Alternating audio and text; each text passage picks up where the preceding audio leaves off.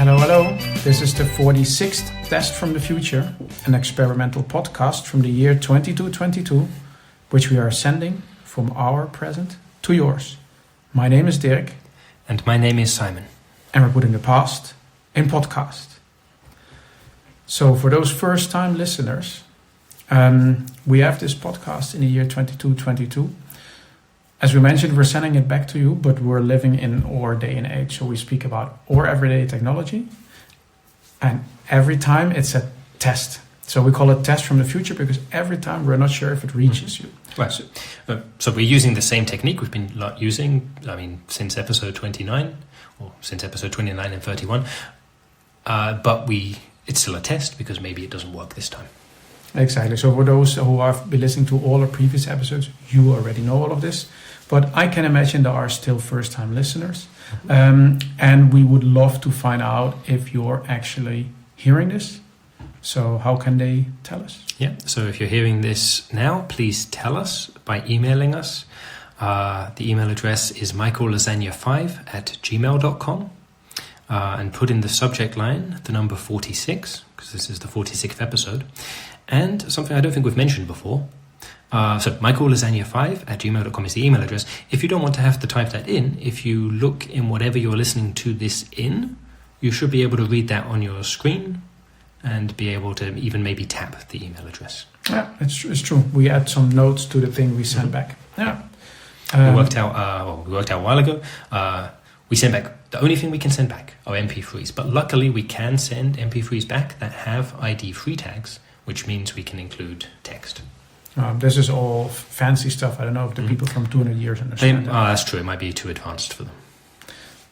Hopefully they can read these notes. Yep. And if they can tap the email address.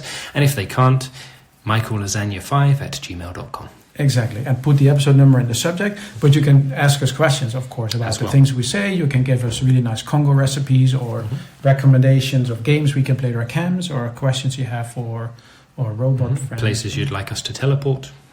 Anything we explain that you don't understand or want to know more about, let us know. And maybe speculative, yeah? You have ideas of what tech we surely have by now, 200 years from you.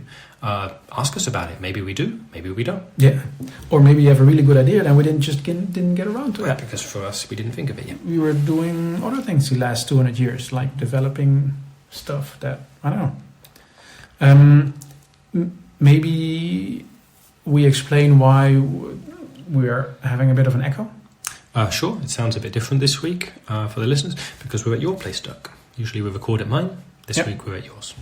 Remind me, why are we recording at my place again? Right. Not just for fun, though for fun, but also because the space shuttle station next to my house, there's building works going on, and that was super loud. But didn't they recently reopen? Mm-hmm. They did. Something went wrong. What's that? That's not the space station. Not that again. Mr. Dobalina, please shut up. Wait, so that wasn't a real cuckoo clock? No, that's Mr. Dobalini. I don't know what's going on with him. He's trying to get your attention, but... Yeah, I know. He's been trying to sell me cuckoo clocks. Then the sound makes sense, but why does he want to sell you cuckoo clocks? Have you asked? I think maybe I ticked the wrong box or installed the wrong update or something. Like normally it's just for the listeners, Mr. Dobalini is my PA, personal assistant. Everybody has one. If you want to know more about it, listen to the episode we had about this. But lately it's been super buggy. Mm-hmm. Yeah, it's basically every conversation that I'm having with him, of course, it is about the actual subject at hand. Like you have a doctor's appointment or you're running out of salads or how was your day or whatever. But then he'll slide in a suggestion. Maybe you want to buy a cuckoo clock. Exactly. Have you considered? And it's really like he's been advertising, but it looks like he's advertising like one product a day. Mm-hmm. And today it's been cuckoo clocks. Okay, it changes. Exactly. And today it's been all about every conversation we have. He said, "Don't remember what I mentioned about cuckoo clocks." And sometimes he just starts randomly playing cuckoo sounds just to remind me. Don't forget. The offer is running out today. This could be what you're hearing every day on the hour. But there's nothing in it for him. He's no entity. It's just here to help me out. So probably something's going wrong. Yeah. Yeah, as either there's a bug or I accepted some terms and conditions from some vendor I didn't realize, which included, by the way, we can advertise things to you over your PA. I know this is possible, but I'm usually pretty careful not to accept these things because it's really hard to get out of it. Yeah. And it normally I'm really careful about such things. Yeah, and also I enjoy speaking. I mean, I know it's not a sentient entity, but I like to. Or sentient, but not a human. You mean? Yeah. And then it's just have a chat, ask him things and whatever, because he can speak to me wherever I am, except of course in your place.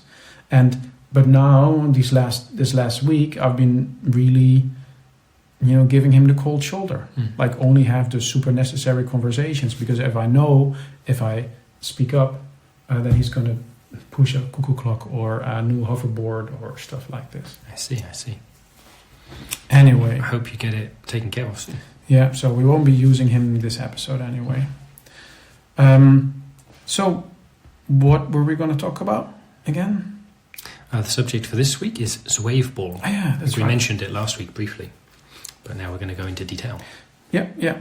I like that actually, because this is again one of those episodes like with telekinesis where I don't know so much about. So you're playing Zwaveball? Yeah.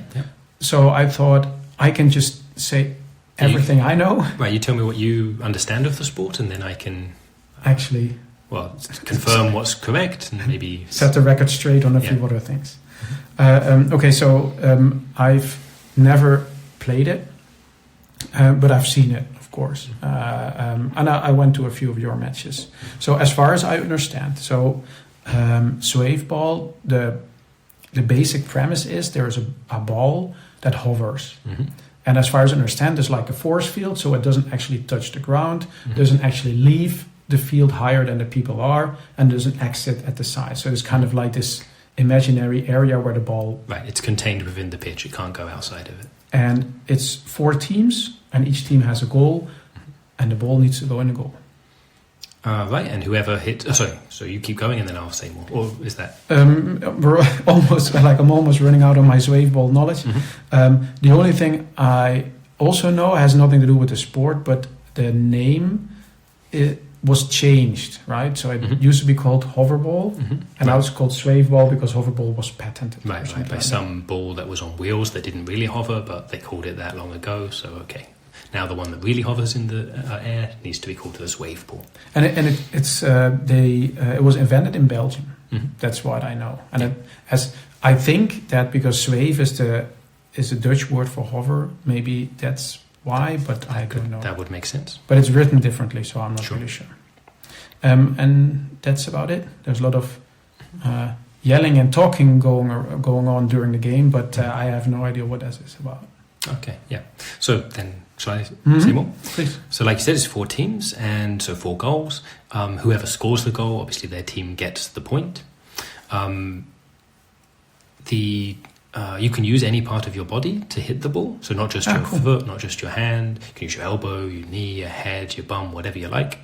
As a team, so there's 4 teams, 7 people on each team. Plus a dedicated, so 8 people on each team. So 7 people playing, plus a goalie protecting the goal of each team. And yeah, you can imagine, like you've seen it, yeah? So when I say you can imagine, I mean the listeners, yeah? You, the listener, can imagine how it might look. You've got a big diamond, goal in each corner. The team's coming at the start of the game. Each team is in their respective corner. The ball is in the middle. The whistle goes. Everyone runs to the middle. And a lot of it is physical, of course, so running, punching, kicking, the ball, not each other. But in addition to it, what I really like about it is, as well as trying to physically move the ball to the other goal, as well as there being a dedicated goalie for each goal, you also need to try and stop the ball getting there in the first place. Yeah. And you can do that by batting at it with your body, but you can also do it by telling it jokes. Or the ball. Telling the ball jokes or convincing it, like making a good argument why it shouldn't go toward your goal, or rather, so not just why it shouldn't go toward your goal, but maybe, hey, why it should go toward the goal of the red team. That's the discussions, because I know the game seems to be paused a lot for talking, but it's talking at the ball. Right, they don't... Not sure the reason they don't transmit the audio, because Uh-huh. it would make it much more understandable to the audience, to the spectators. But right, the audio, what we're saying, is kept between us and the ball. Us being the players in the teams and the ball.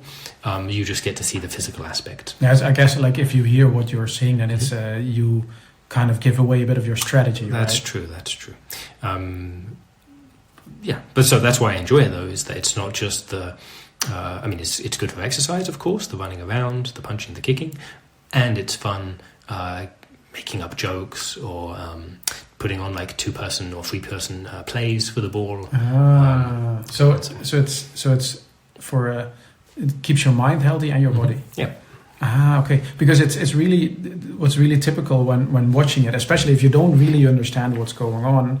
There's these moments of energy because the ball never actually leaves the playing field. So if you kick it really hard or you hit it really hard, it bounces somewhere and comes back and it bounces again. And you need to be careful of that. If you hit it too hard, then it might bounce back to toward at least your own goal. And also because there are so many people in there, it never really comes to a stop before somebody can hit it again. So there's a lot of pinballing going around, but then sometimes suddenly everything comes to a halt because there seems to be some sort of discussion. Right, when the ball itself stops moving, because the people are always moving. But then if basically, but the reason it will stop like that, it's not from someone hitting it in such a way. It's basically 2 teams speaking to the ball at the same time, or 2 or more, speaking to the ball at the same time, trying to convince it of why it should go to the blue, to the red, to the green, to the yellow, whatever.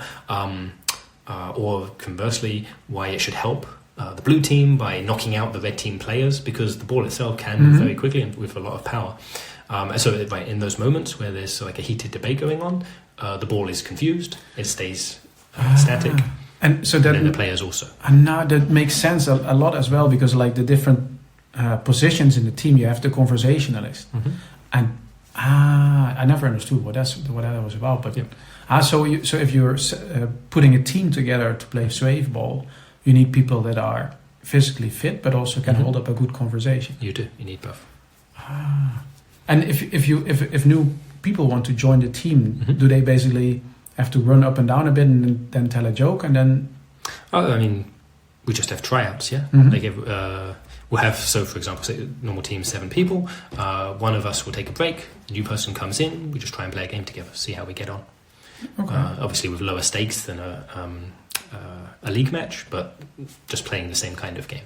Is it also depending on like the different opponents that you have? You say we're playing these guys and these guys and these guys. Sure, different tactics for different teams, like based on. So sometimes you bring in more conversationalists and sometimes more. Right. You have reserve players too that you can swap in who makes most sense depending. What makes it extra fun and challenging is not just you against one other team, it's you against 3 other teams. Yeah, exactly. So you've got to take into account how they all play off each other as well. Like maybe you can count on the fact that in this particular match, the yellow team, how they will wind up the red team, stuff like that. I can also imagine where maybe you're in the lead and there's only like a few minutes to go. You put in all the conversationalists because you just need to keep on talking to the ball, stalling until it's over. It can be frozen in that way, the ball. Like it can be confused in the sense it won't move. Hasn't happened for many years now that it starts smoking and falls over. Okay. That was just with the early models, Okay. By now it's, when it gets really confused, it just holds still. I know if I watch the games in the National League, I know they have different lags, right? Which I also saw when I came to see your matches, but the last lag in the league, it seemed that they had an anti-gravity lag. Basically, the players were also floating. Right, not just the ball. How come they don't have that in the, let's say, normal leagues? I mean, it's more advanced. It requires more skill on the part of the players because it's considerably harder to think up a funny joke while you're also trying to concentrate on moving through the air, not being able to touch the ground. Okay. When we play like that, when we have the anti-gravity turned on, then we also have in our boots and in our gloves little what are they called? Thrusters that we can boost ourselves around, But that sounds super expensive. It's expensive too. Okay. That's why it's not all the time. Okay, so that's why they do it in the National League, but not in the local leagues. Okay. So how's your team doing? We're doing okay. Yeah. Yeah. I mean, I play it more because I enjoy talking with the hoverball. Mm-hmm. So, but of course, we're a team. We want to win, and so on, things like that. Yeah, we're doing okay. Okay. It's I've like I said, I've never played it, but I think it's getting popular every year. Mm-hmm. Yeah. I can imagine. Like I say, I'm not sure. I don't know. So I play it so much, but I don't know the reason why they don't transmit the audio. Mm-hmm. Because at least for me, that would make it much more interesting as a spectator.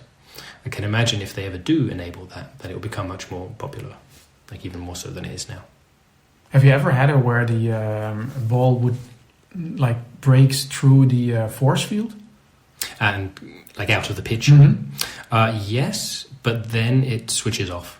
Ah. So like if it's hit super, super hard, Mm-hmm. or if it's told such an amazing joke that it just laughs so much that it gets out of control, then it can boost beyond the pitch, but then it stops hovering. It just, it has some momentum, of course, so it keeps flying, but then it just drops to the ground. What's a crazy thing that happened during a match, or maybe there wasn't one? You ask. I can't think of a particular joke or a particular argument, if that's what you mean. I saw one match where somebody in the audience shot the ball. Shot it? Yeah, with a laser gun. Well, that obviously wasn't in the game I played. That's a bad thing to do. Yeah, especially I didn't know they had laser guns. Right, no. Yeah. Especially not meant to be shooting at hoverballs. So it's rude, but also the laser could hurt one of the players as well as the ball. Mm. Did they say why, or did you?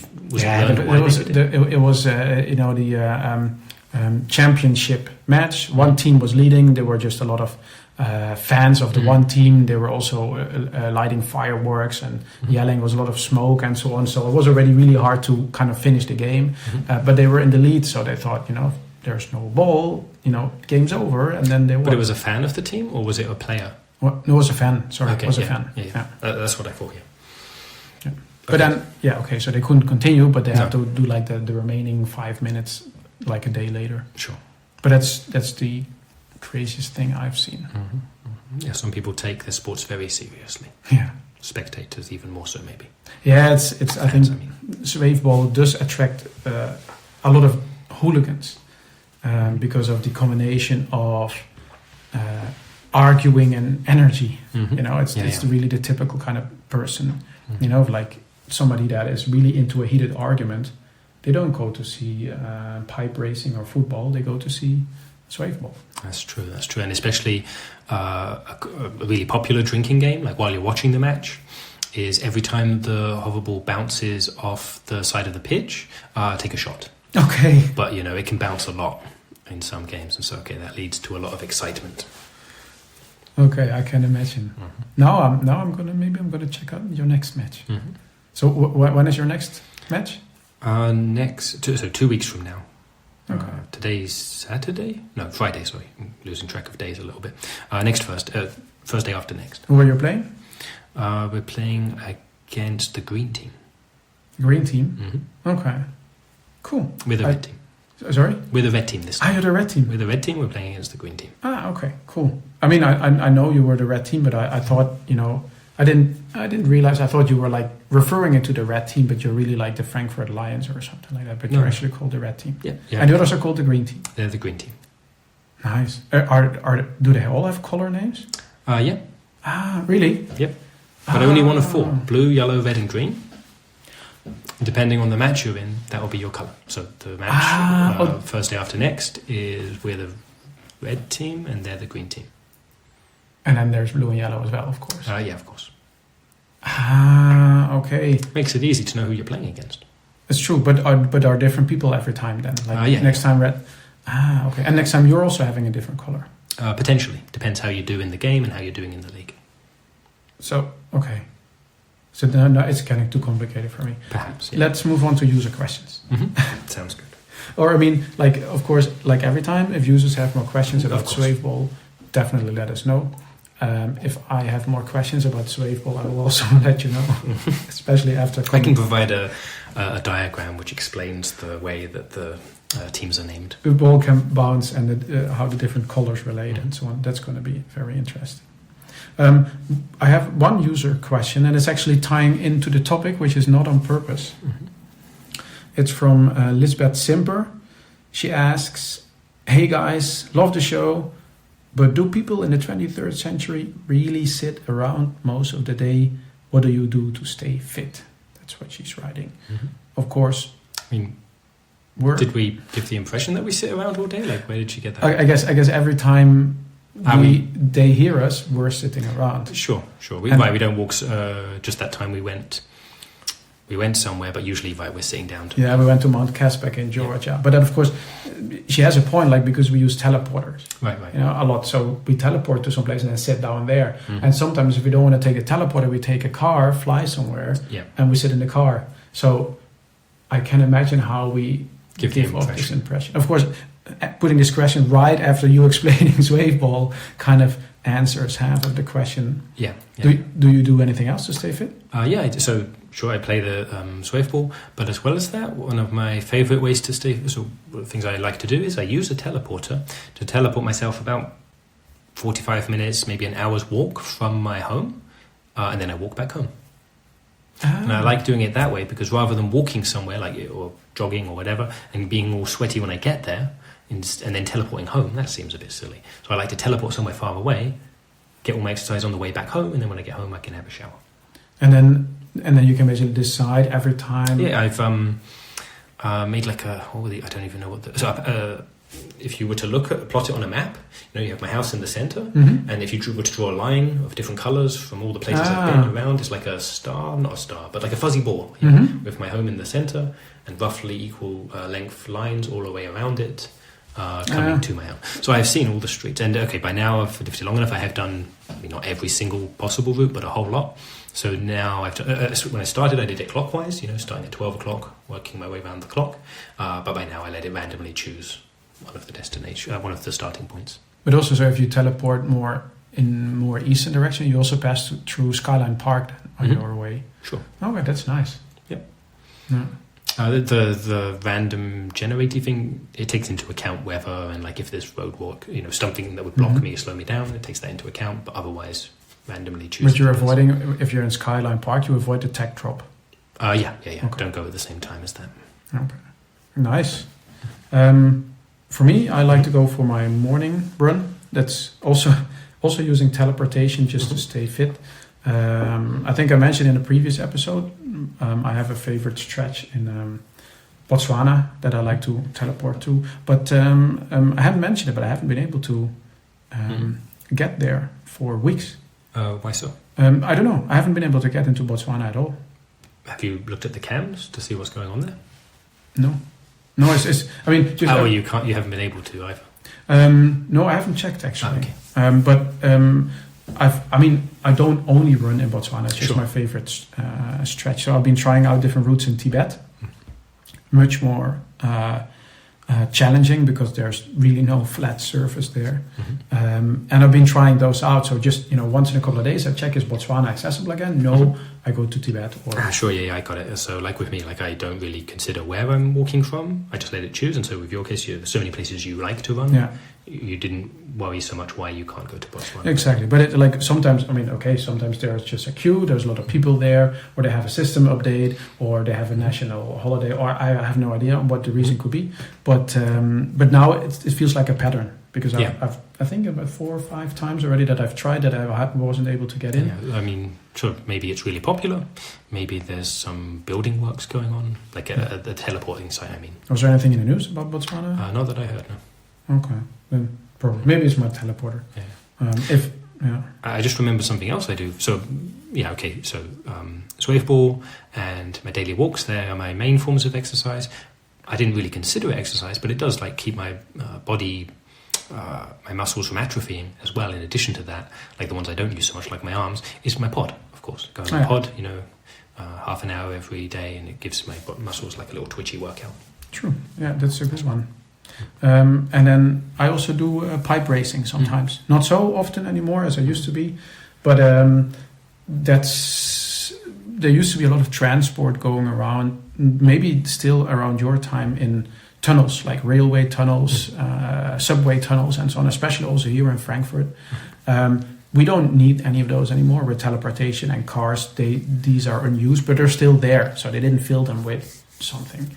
And then sometimes they change them in hotels or swimming pools, but a lot of them are still basically there, not used, and they're used for racing, specifically hover racing. So hoverboard races are the most popular one, but there's also with skates and different variations. And you basically go from subway station to subway station. You get on your hoverboard, and the way the hoverboard works and where you're tied to it, and especially if you have a lot of speed, you can also go upside. Like not just on the floor, not just on the ground, the floor, the bottom of the tunnel, but up the sides. And if you're going fast enough, like in a spiral, like up on the roof. Exactly. As well. You just shouldn't stand still when you're upside down. That doesn't really work. No. But if you have enough speed, and of course you're hovering, that works super. So you can have races with up to 10, 15 people, depending on the size of the tunnel. You also have the really small tunnels, like when they had the individual tubes. I think they're younger. But still also now abandoned, and that's super fun, super fast, and also super tiring. Yeah. Thanks for the question, Lisbeth. That was really interesting one. We hope we didn't give the impression we're sitting around all the time. Not all the time. Okay. I think that's it for today. Maybe fun mentioning. We are telling you, the listener, about our present, which is your future. Next weekend, we're going to visit the National History Museum, Senckenberg Museum in Frankfurt, to check about your time. Right. Now we know. We know we're going back 200 years here with these episodes, and we figured that rather than just relying on our memory as we usually do, we're going to do some research. Yeah, we're going to visit the museum, going to learn all about the past, and then if we learn anything interesting, we'll let you know. You probably know more about it than we do. Sure. And, I haven't don't want to do too much of this, but if you in the past want to let us know something, as well as emailing us, which we'll give you the email address again in a sec, if you feel like it, make some history, get yourself in the museum, and we'll see all about you. Exactly. Just leave a secret message in your device, specifically for us. Or your artwork or your technological invention or whatever it is we'll see in the museum. Or your stuffed animal or whatever we're going to see there. Yep. Okay. Mention... Yep, mycalllasanya5@gmail.com with 46 in the title, in the subject, Send an email there and we'll know that you heard this. And if you have any questions, please ask us. Yep. Okay. I would say that's it. Thanks for listening. And see you in 200 years. Bye-bye.